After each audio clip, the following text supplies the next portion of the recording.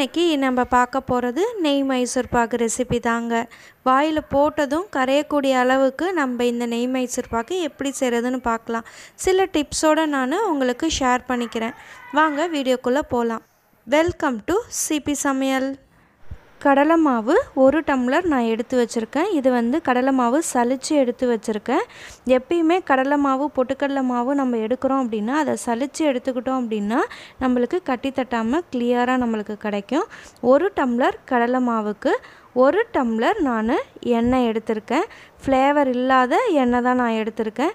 நீங்கள் கடலெண்ணெய் அந்த மாதிரி எண்ணெய் இல்லாமல் ஃப்ளேவர் இல்லாத வாசனை இல்லாத எண்ணெயாக எடுத்துக்கிட்டிங்க அப்படின்னா நம்மளுக்கு கரெக்டாக நெய் சேர்த்து செய்யும்போது அந்த நெய் மைசூர் பாக்கோட டேஸ்ட் வரும். நான் இப்போ 1 டம்ளர் கடலை மாவுக்கு 1 டம்ளர் ஆயில் சேர்த்துருக்கேன். நம்ம அதுக்கப்புறமா ஒரு 1/2 டம்ளர் நம்ம நெய் சேர்த்துக்கலாம். அப்போ பர்ஃபெக்டாக நம்மளுக்கு நெய் மைசூர் பாக்கு டேஸ்ட்டு கிடச்சிடும். இது கட்டி இல்லாமல் நல்லா கரைச்சி எடுத்துக்கணும். நம்ம இந்த மாதிரி கரைச்சி எடுத்துக்கோங்க. இங்கே நான் ஒரு பிளேட் எடுத்து வச்சுருக்கேன்.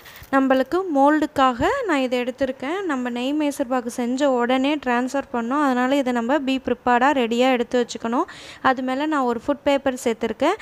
அதில் நம்ம நெய் சேர்த்துக்கலாம், இல்லை ஆயில் வேணாலும் சேர்த்துக்கலாம். இது ஃபுல்லாக நல்லா ஸ்ப்ரெட் பண்ணி எல்லா இடமும் கிளியராக ஸ்ப்ரெட் ஆகிருக்கணும். அப்போ தான் நம்மளுக்கு கரெக்டாக நம்மளுக்கு எடுக்கும்போது கிளியராக வரும். நம்மளுக்கு இது இப்போ இப்படியே இருக்கட்டும். இப்போ நம்ம சக்கரை பாகு ரெடி பண்ணிடலாம். அதுக்கு நான் ஒரு கடாய் எடுத்திருக்கேன். அதில் நான் 1/2 டம்ளர் சுகர் ஆட் பண்ணுறேன். 1 டம்ளர் கடலை மாவுக்கு 1/2 டம்ளர் சுகருன்ற ரேஷியோ கரெக்டாக இருக்கும். உங்களுக்கு இன்னும் கொஞ்சம் ஸ்வீட்னஸ் வேணும் அப்படின்னா இன்னும் கொஞ்சம் நீங்கள் வேணால் சேர்த்துக்கலாம். அதுக்கு நான் ஒரு 1/4 டம்ளர் அளவுக்கு தண்ணி சேர்க்குறேன். அதிகமாக தண்ணி சேர்க்க வேண்டாம். நம்ம சேர்த்தோம் அப்படின்னா பாகு வர லேட் ஆகும். அதனால் கொஞ்சமாக தண்ணி சேர்த்துக்கிட்டோம் அப்படின்னாலே போதும். இப்போ இதை நம்ம அடுப்பில் வச்சிடலாம். நெய் மைசூர் பாகு செய்கிறதுல 2-3 விதம் இருக்குது. ஃபுல் அண்ட் ஃபுல் நெய் மட்டுமே யூஸ் பண்ணியும் செய்யலாம். அது பர்ஃபெக்டான நெய் மைசூர் பாகாக இருக்கும். நம்ம வீட்டில் ஆயில் ப்ளஸ் நெய் ரெண்டுமே மிக்ஸ் பண்ணி சேர்த்தோம் அப்படின்னாலும் நம்மளுக்கு பர்ஃபெக்டாக நம்மளால் நெய் மைசூர் பாகு டேஸ்ட்டில் செய்ய முடியும். அதை தான் நான் இப்போ உங்களுக்கு ஷேர் பண்ணுறேன். என்னென்னா 1 டம்ளர் நம்ம ஆயில் எடுத்து மிக்ஸ் பண்ணி வச்சுருக்கோம் கடலை மாவோட. அதுக்கப்புறமா நம்ம கலக்கும் போது ஒரு 1/2 டம்ளர் அளவுக்கு நெய் மட்டும் சேர்த்து செய்ய போகிறோம். இந்த 1/2 டம்ளர் மட்டும் நம்மளுக்கு இருந்தது அப்படின்னா போதும். பர்ஃபெக்டான நம்மளுக்கு நெய் மைசூர் பாகு சூப்பராக கிடச்சிடும். யாருமே நம்ப மாட்டாங்க இது ஆயில் ஊற்றி நம்ம செஞ்சுருக்கோம் அப்படின்ட்டு. அதனால் தைரியமாக நம்ம 1 டம்ளர் ஆயில் ப்ளஸ் 1/2 டம்ளர் நெய்யோடு நம்ம நெய் மைசூர் பாகு செய்யலாம். இப்போ நம்மளுக்கு ஒரு ஸ்ட்ரிங்கு சக்கரை நல்லா கரைஞ்சி வந்துருச்சு பாருங்கள். பாகு இந்த அளவுக்கு நம்மளுக்கு வரணும். இதில் ஃபஸ்ட்டு ஒரு பாயிண்ட் பார்த்திங்க அப்படின்னா இந்த மாதிரி நல்லா நுரைச்சி வரணும்.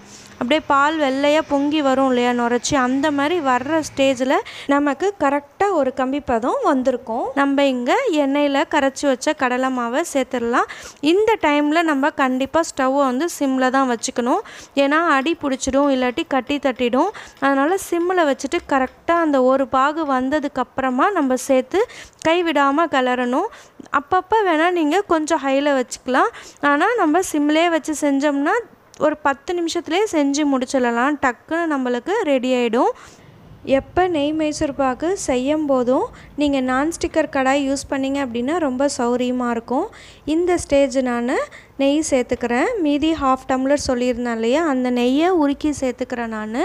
இப்போ பார்த்திங்க அப்படின்னா நம்மளுக்கு ஃபஸ்ட்டு கொஞ்சம் கெட்டியாகும் இல்லையா, அந்த ஸ்டேஜில் தான் நான் நெய் சேர்த்துருக்கேன். அடுத்த ஒரு 5 to 7 மினிட்ஸ்லேயே பார்த்திங்க அப்படின்னா இந்த மாதிரி நல்லா திரண்டுக்கிட்டு சொலண்டுட்டு வரும். நீங்கள் அப்படியே பார்த்தீங்கன்னா கலக்க நல்லா அப்படியே ரவுண்டாக வருது பாருங்கள்.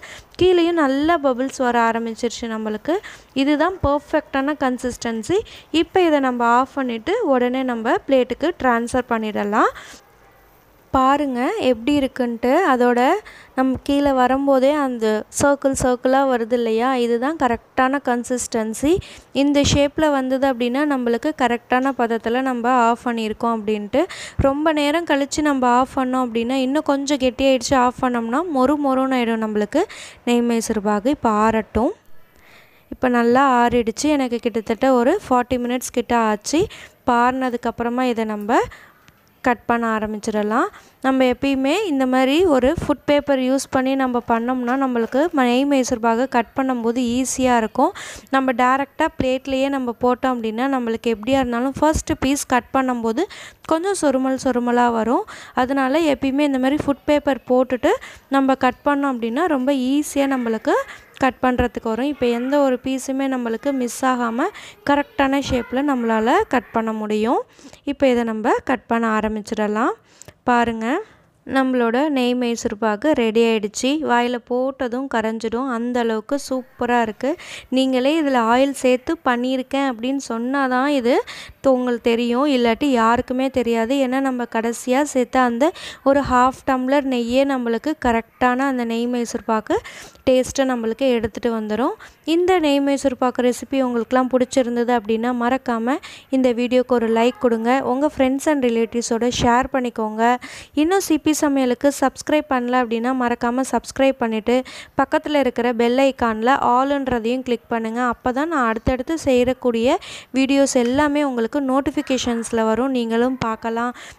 தேங்க்ஸ் ஃபார் வாட்சிங்.